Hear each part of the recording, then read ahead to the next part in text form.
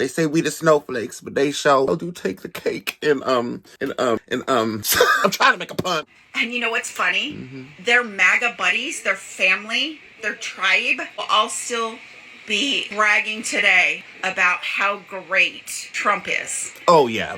They don't haven't know. missed a tune. They haven't missed a beat. They haven't missed a month. They just keep going with it. Comments. Let's do farmer talk today.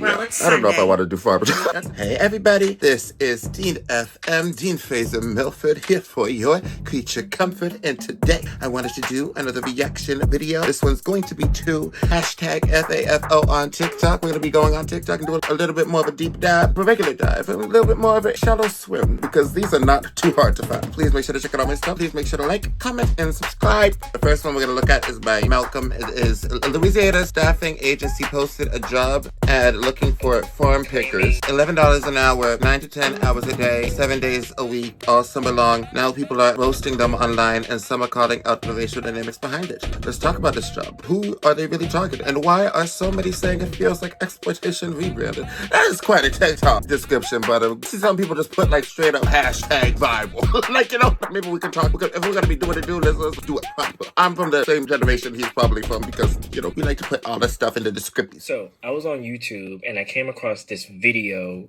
claiming that white farmers are outraged that black people do not want to work on their farms. And I thought it was fake, because I was like, this has to be like clickbait or whatever. Guaranteed. So I searched and I came across Facebook. And y'all, the comments were wild.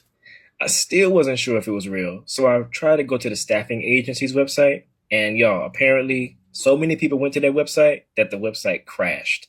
So I figured, okay, maybe this is actually real. Yeah. So they're basically offering $11 an hour to pick blueberries, 9 to 10 hours a day, 7 days a week. Yeah. From May to July in Louisiana heat.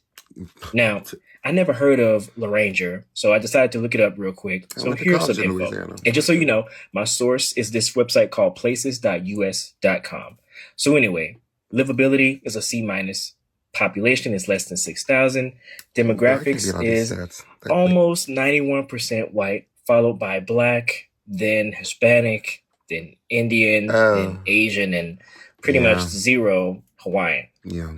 I saw that they voted Republican in 2020, but it probably doesn't take a genius to guess how they voted in 2024.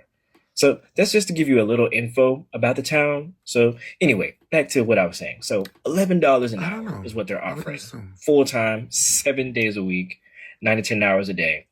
Now, according to salary.com, Louisiana's minimum wage is $7.25. Well, that's some low. That's too low. No, a bump. No. But let's be real. Now, for some people, they might say, "Oh, it's a job. Go work it. It's a job." But it's not a job. You know, it's more like a sentence.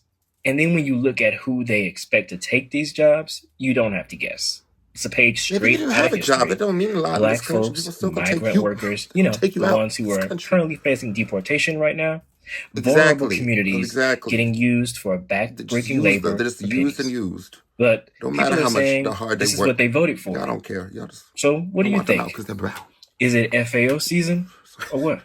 Yes, it is. FAFO season. It is. But you know, yeah. Brother, we all knew from the beginning. The true T says, I'm sure it's not all farmers out there, but obviously, but I'm sure it is quite a hefty sum. I don't know. Y'all gotta up your ad game. If y'all looking for workers and stuff, don't expect people to just work for you because you think that they're trash and there's trash out there, and you think that they're just people out there who are just gonna be willing to work for whatever you give them. And that is actually probably not true. There are probably a lot of people who that would be very beneficial, those wages and salary, because they would have no other choice. But I don't think that's a noble way to go about business owning and business running and having people to be working for you, because we all gotta kind of be nice to each other. Like, we all just expect, like, no crap. Like, the way that they be treating people, so many people don't give a crap that these people have been sent off. They haven't come back. We don't know if they're still alive. As of recent, there's been some babies that have been deported. So people clearly don't be caring about human life. I mean, it's not shocking at all. The next one we're gonna look at is Happy Sunday. The Lord's work is being done. Farmers are crying all over the... Gosh, hold up. TikTok is so hard to maneuver sometimes. Happy Sunday. The Lord's work is being done. Farmers are crying all over the internet. I heard from the last one, and it seems like they've been crying for a little bit, for a hot moment, since I started doing my little deep dives a couple days ago. Crying a lot. Whining. They say we the snowflakes, but they show do take the cake I'm trying to make a pun. Personal finance tips somebody too on TikTok. Yeah, so let's get right into this. Sunday. And if you want to see what the Lord's doing today to these farmers, I want you to go down Farmer Talk today. These farmers are crying in every single state. But guess what they all have in common? Mm-hmm. Well, there's a few things. They get $10 billion of aid every single year from your government dollars. Number two, they get to pick their own crops.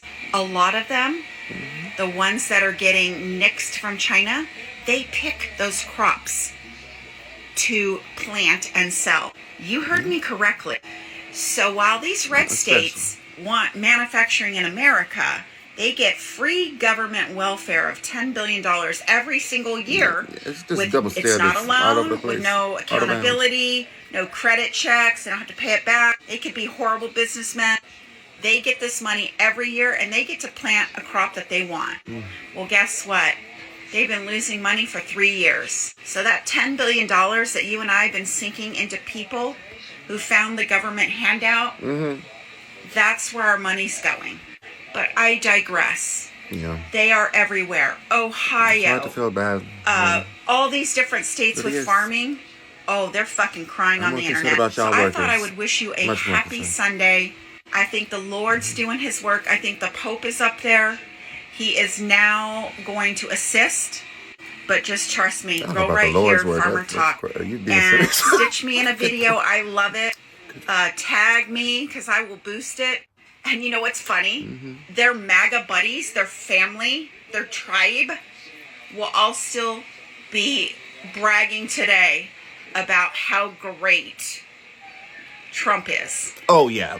So they haven't missed the tune. They haven't missed the beat. They haven't missed the money. They just keep going with it. Comments. Let's do Farmer Talk today. Well, it's I don't know if I want to do farmer talk. I think a lot of them are going to have to come to that realization, obviously. It's going to be apparent one way or the other to everybody. When the truth comes to light, hopefully that happens. The American public rises up and gets a little more keen to the situation, a little quicker than they've been doing. Speed it up a little bit. Let's get the motors moving before we're all in. I don't know, the most dystopian. We're all like in uniforms, shaved heads to the say one bad word, you say darn it. They gonna lock you up. So let's keep going. Bye. Break. Hashtag veteran, hashtag military, hashtag USA, hashtag Trump is a disgrace. And I like this. Let's hear about the military. Let's see what's going on there. I like to hear all these different angles. I have watched Israel burn children alive. You don't care about veterans. You don't care about American values. You as Congress are complicit. Veteran calls out House Committee for supporting genocide of God. You keep sending billions of dollars to Israel. Meanwhile, veterans are homeless and committing suicide. The witnesses will hold on. Oh, are they not The audience will refrain from public. You will be removed from the building. You'll be removed from the building. You will be removed from the building.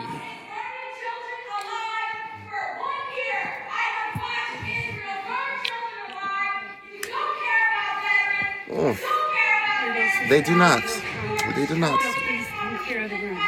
Oh, and that person's actually in the military too. So, I mean, kudos to them for being able to stand out and not being afraid to lose their status in the government and status within the U.S. Or they probably are at risk of losing some sort of status. At the same time, I think that's noble to see, like, the people in the military. There's a lot of people in the military who are very sane. And it is a shame that, again, we're having to hear this in this way. But, you know, I know that we've enabled a lot of war to happen that shouldn't have happened. And a lot of people have died, that's for sure. And we're helping Israel, right? So that's something. My heart goes out to everybody who has people in Gaza. Family. That goes for people in the Ukraine, everybody who has family in the Ukraine who is affected. Because people losing their lives doesn't just affect like one insignificant soul, as Republicans like to think. It's just a little more than that. There's a lot of people who love these people and a lot of people who love people who are going to be hurt and continue to be hurt, clearly. So those people are not going to stop fighting either. So the next one is going to be by J.S. Candid. I might be mispronouncing that. This is the description. It says, I do not like this. Hashtag FAFO. It didn't have to be like this. Hashtag we told you. Hashtag votes have consequences. Hashtag injustice. Come with the hashtag. Instruct people to vote for neither. That we don't have a candidate, we have a strategy to punish the vice president. It is true, however, that there are those who say that he will bring peace, that he's against war. Voting for third-party candidates is often dismissed as futile in U.S. politics, given their slim chances of winning. However, the Abandon Harris campaign argues that their vote delivers a powerful rebuke to mainstream party agendas. By voting for Jill Stein, we're showing that there is a change. Change can come. And change can be small, but it has to start at some point. You need to vote your conscience. You should be able to sleep peacefully at night. So you guys know the Palestinian protester Mahmoud Khalil, right? Yeah. He was protesting what's going on in Palestine, and ICE came and scooped him up. And even though he presented a green card, they took the green card from him and said that they were going to revoke it and deport him. Well, a judge on Friday agreed with ICE. They said that there was clear and convincing evidence that he could be deported back to Palestine. Now, being deported back to Palestine with everything going on to Palestine is acute to an unaliving sentence for this guy, right? Like, it is not safe for him like when over there. Now, they are fighting this, but clear and convincing evidence? What? Because he's Palestinian and he doesn't like what's happening to his people? That's your clear and convincing evidence? Because he's not a part of any regime. Not that regimes matter to you guys. This is why foresight is so important.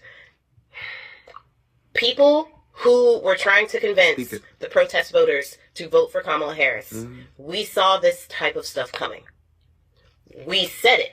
We said that they were going to do things like this to not only perpetuate the war in Palestine and to do nothing to help those people in Gaza.